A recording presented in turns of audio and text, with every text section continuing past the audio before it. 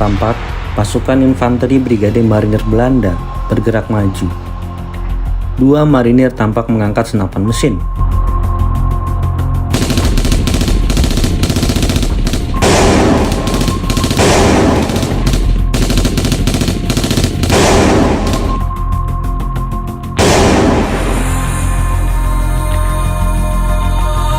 Di kejauhan, tampak tiang listrik di sisi barat dan depan Surabaya. Mereka menggunakan meriam howitzer Kiev 25 pon.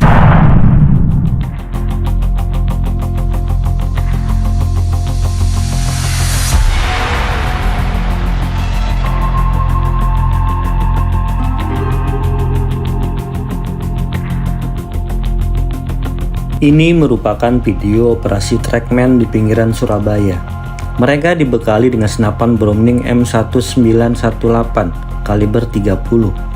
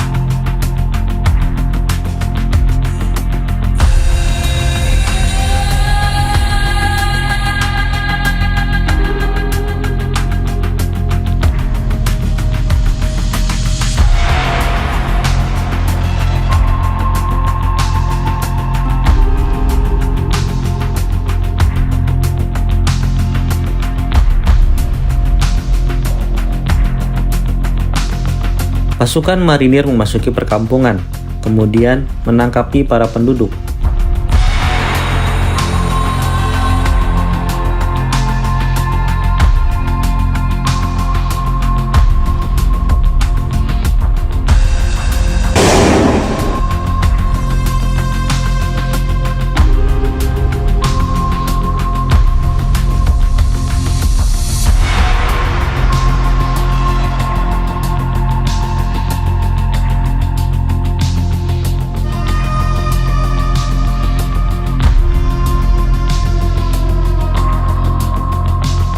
Interogasi dilakukan.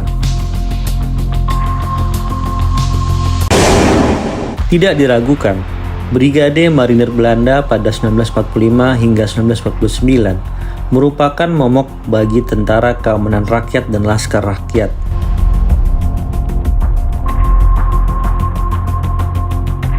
Mereka lebih terlatih, jauh lebih berpengalaman, serta memiliki kebanggaan diri sebagai salah satu negara pemenang Perang Dunia II. Apalagi, mereka juga dibekali senjata dan kendaraan tempur yang jauh lebih canggih ketimbang pejuang Republik Indonesia.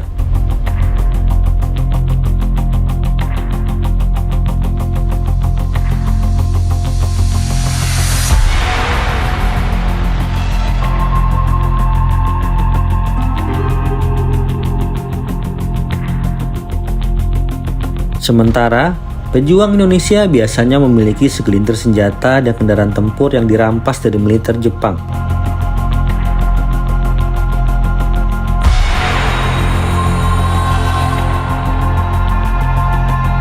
Mayoritas masih berjuang dengan senjata tradisional seperti bambu runcing, parang, dan golok.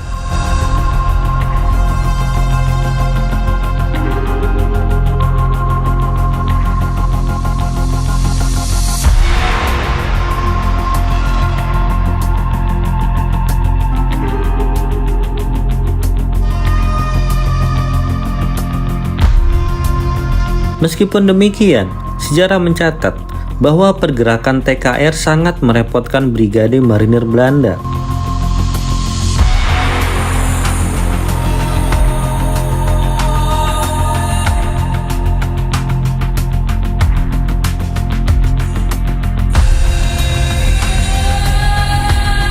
Strategi perang gerilya dengan ciri khas serangan mendadak dan mundur dengan cepat membuat banyak anggota Brigade Marinir Belanda yang meregang nyawa.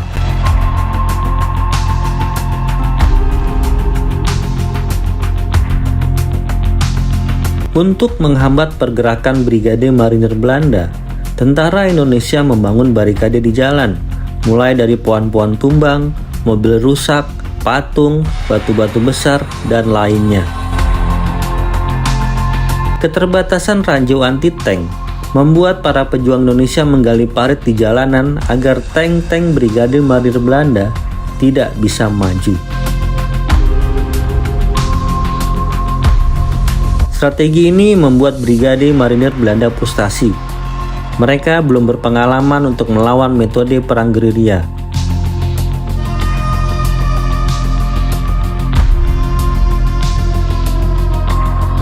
Dalam kajian terbaru, program penelitian, kemerdekaan, dekolonisasi, kekerasan dan perang di Indonesia 1945 hingga 1950 yang dilakukan selama 4 tahun oleh peneliti Belanda dan Indonesia mencatat bahwa tentara Belanda membakar desa-desa dan melakukan penahanan massal, penyiksaan, dan eksekusi selama konflik 1945 hingga 1949.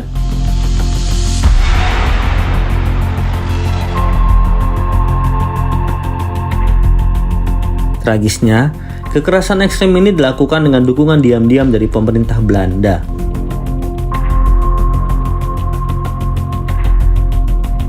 Contohnya, di desa Pakisaji Malang, di mana tentara Belanda membakar kampung Pakisaji karena pejuang-pejuang kemerdekaan menaruh ranjau-ranjau di sekitarnya.